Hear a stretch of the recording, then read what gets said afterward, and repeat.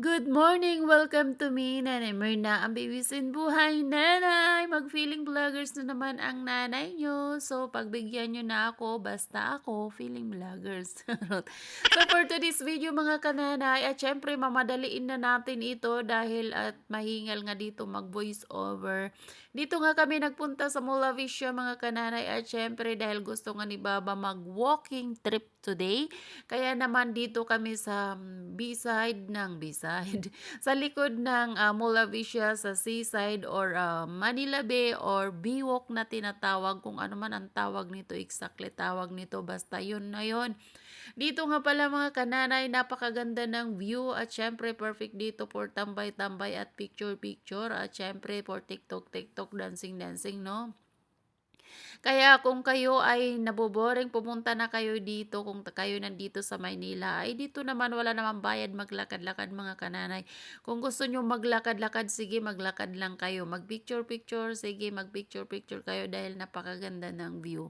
Pero marami din dito mga kananay pwedeng gawin adventure kung gusto mo maglaro, sumakay ng mga rides. At syempre gusto mo magtambay, magdala kayo ng pagkain nyo, okay lang, mayroon din dito place para tambayan. At gusto nyo naman mag food trip, may mga restaurant din dito at mayroon din dito mga eatery sa gilid-gilid lang na hindi masyadong mahal. Pero kung gusto nyo magpasosyal kayo at may budget kayo, marami dito mga seafoods restaurant. So, yun mga kananay, dito nga ang nadadaanan natin at yung side na yan ay talagang napakaganda at saka nga tinatabunan nila ng buhangin yang gilid na yan kasi parang ginagawa nilang island or tatayuan ng mga buildings, kung anong extension ang gagawin nila. I don't know. So, mga kananay, lakad-lakad na lang tayo para natin ma-explore itong lugar na ito. Kasi si Baba nga nagtatanong kung anong mayroon dito talaga. So, habang nag-iikot kami si Baba at syempre, marami siyang nakikita na maganda ang mga business dito. At ito naman nadaanan nga namin ang bibisin. Akala naman niya ay playground ito. Ito pala ay pang-aso. Pero malinis naman ito mga kananay. Dito pala tinitry nila yung mga dog nila. Si Bibi naman nagpasuot-suot dito sa mga ring ng dog kasi sinasabi niya lahat yung kulay dito. Hindi nga kami dito nagtagal. Sabi ko, Bibi, pang aso ito. Tara na, lumabas na tayo. Pero in-experience niya muna man ang kananay magpasuot-suot dito sa mga ring kasi nag-enjoy siya sa mga kulay-kulay. Siyempre, alam mo naman yung bata. Paglabas nga namin mga kananay, ganito na karami ang tao dahil nandyan na yung sunset at syempre yan talaga ang inaabangan nila, yung sunset dito mga kananay dahil napakaganda. At sa left side ko mga kananay, makikita nyo, ito yung mga food trip dito. Gusto nyo bumili ng food trip, mga shake, mga milk tea na uso-uso ngayon, ay nandyan yan sa gilid-gilid lang. At ito nga si Bibi, binilhan nga namin mga kananay ng popcorn dahil si Bibi nabuboring din ito pag walang inangat-ngat. At dito nga ang popcorn, may mga sizes sila, small, medium, large. Depende sa size yung price na yung bibilhin. At syempre may tubig din sila dito. So, binilihan ko nga si Bibi, sinabi ko kay kuya, wag lang lagyan ng asin kasi ayaw ni Baba talaga nilalagyan yung asin, yung kanyang popcorn. So, ito na nga, tapos na nga kami bumili at syempre pagkatapos namin bumili, patuloy na tayo sa ating paglalakad-lakad dahil nga ay medyo magpapagutom tayo bago tayo kumain. At dito nga kami napunta mga kananay, dito nag-enjoy yung mga kiddos dito kasi parang may may green na yung tempura, hindi pala, artificial greenery.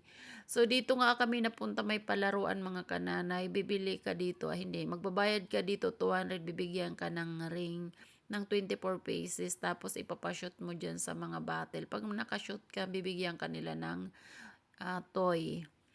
At ito nga nag-umpisa na ako mga kananay, feeling excited ako, akala ko makakashot ako, pero hindi naman ako nakashot mga kananay, naubos na yung 24 pesos na ring, hindi talaga ako nakashot.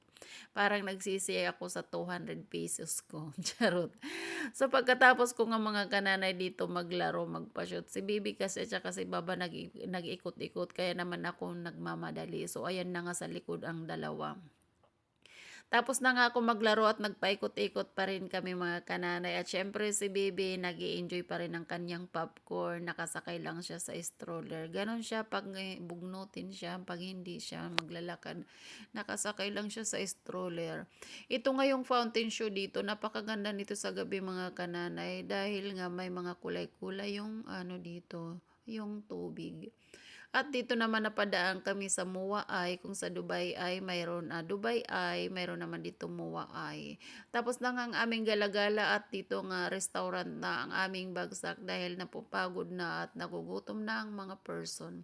Si Baba nga gustong gusto niya yung mga restaurant na mayroon mga music at syempre may mga inumin kasi gusto niya uminom habang kumakain. So pumili nga kami ng table na syempre malapit sa daan at maganda ang view, perfect for sunset. Kasi syempre kakain ka para maganda yung view mo at maganda yung music, mai-enjoy mo yung pagkain mo.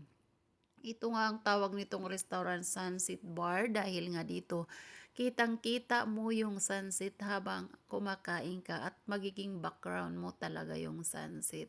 So ayan, napakaganda ng view at syempre makikita mo yung mga tao na naglalakad, nakaupo, kung ano yung ginagawa nila. Dumating na nga yung order namin mga kananay at syempre yung order namin isda at hindi mawawala ang shik. At syempre ito na nga may kinilaw at mayroon din sushi. Yan ang order ng baba kasi gusto niya itong matikman na kinilaw. At ito na nga ang sinasabi ko mga kananay na napakaganda ng background dito pag yung nandyan yung sunset.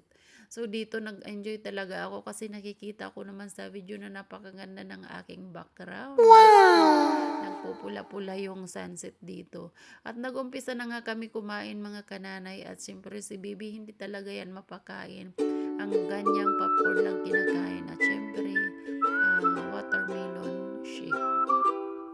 Habang kumakain nga kami dito mga kananay, syempre nagkukwentuhan kami ni Baba. Sabi niya kung ano daw ang business dito pag maulan. Sabi ko maulan man, umaraw, ang business dito ay tuloy. Habang nandyan yung business, tuloy yan ang business. Paglabas na nga namin mga kananay ay medyo naggabi na. Syempre naka-turn on na yung mga lighting at syempre nagagandahan na. At ito na nga nagkagana na si baby maglakad-lakad dahil nakikita niya na napakaganda na ng view at saka mga lighting. So hinayaan nga namin mga kananay si baby mag-explore muna maglakad-lakad instead pa uwi na kami. Inantay namin siya maglakad-lakad para naman ma-enjoy niya. Yun nga ang sinasabi ko dito sa fountain show na ito, iba-iba ang kulay, kaya doon na si baby nagpunta at nag-enjoy na siya dyan.